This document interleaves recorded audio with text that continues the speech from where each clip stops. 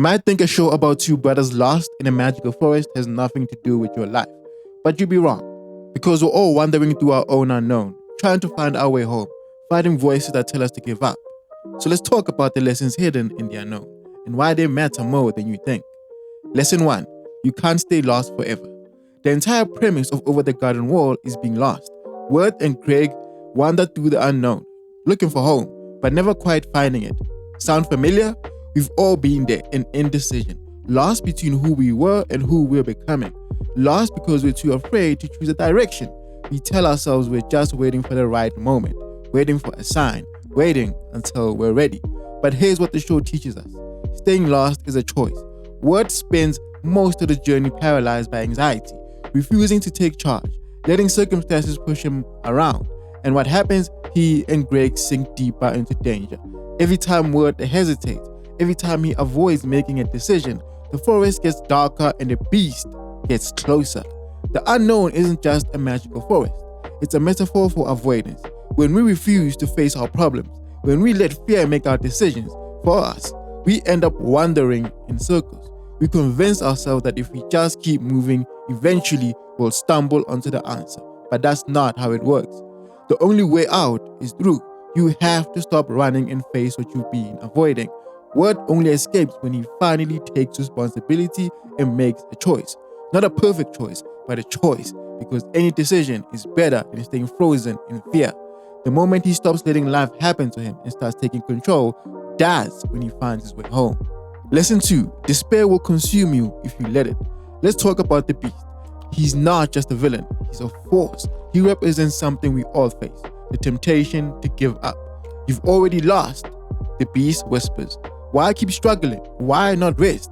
That voice, we've all heard it. When things get hard, when we're exhausted, when it feels like nothing will ever get better, there's that quiet voice suggesting we just stop trying. What's the point? Why keep fighting when you're just going to fail anyway? The beast feeds on despair, and the terrifying part, they choose it. They believe the lie that there's no point in fighting anymore, that surrender is the same as peace. But it's not peace, it's death.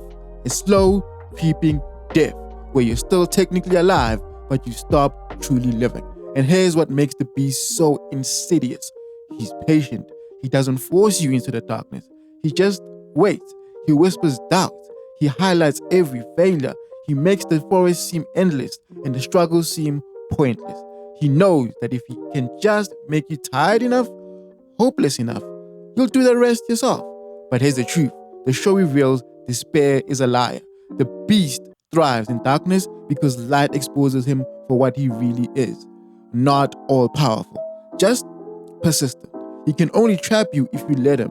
The moment Wirt stops believing the beast lies, the moment he holds up that light, the beast loses his power. The lesson, when life gets dark, when you feel like giving up, that's exactly when you need to keep moving forward.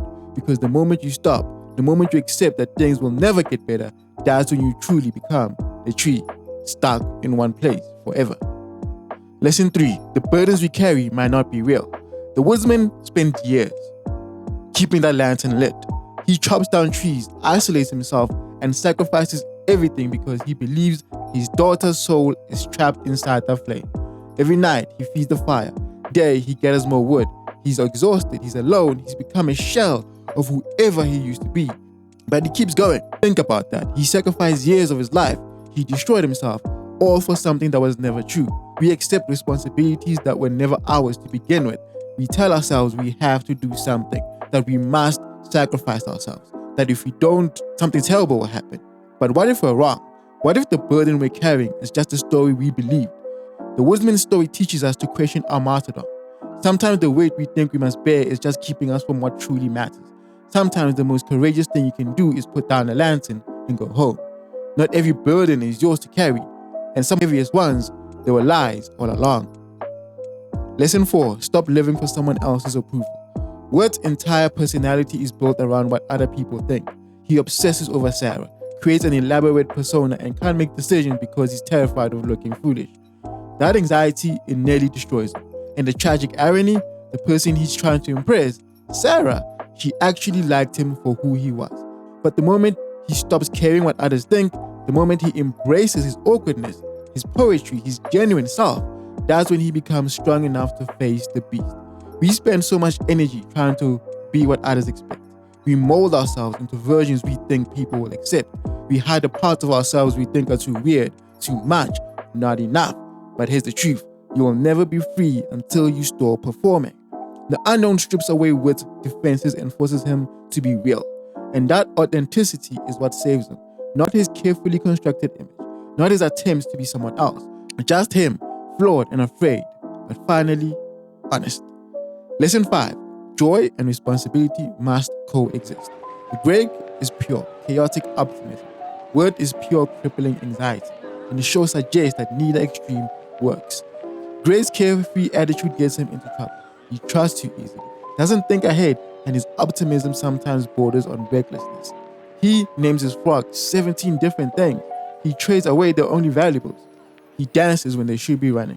But Wirt's constant worry paralyzes him, preventing action even when it's desperately needed. He overthinks everything. He sees danger in every shadow. He's so busy catastrophizing that he can't appreciate the moments of beauty and magic around him. The lesson: you need both. Life requires responsibility. You have to think ahead, consider consequences. But if you become only responsible, if you lose all sense of play and wonder, you become rigid, joyless, trapped in your own seriousness. By the end, Wirt learns Greg's lightheartedness while Greg learns from Wirt's protectiveness. They balance each other, and that balance is what lets them escape the unknown together. You can't just be responsible. You can't just be carefree. You need wisdom and whimsy, caution and courage, the ability to face hard truths without losing your sense of wonder. Lesson 6. Confront the truth even when it hurts. The biggest reveal over the garden wall is that Wirt and Greg were never lost in some magical forest. They were dying, drowning. The unknown was a space between life and death, and their journey was their choice. Give up or fight to return.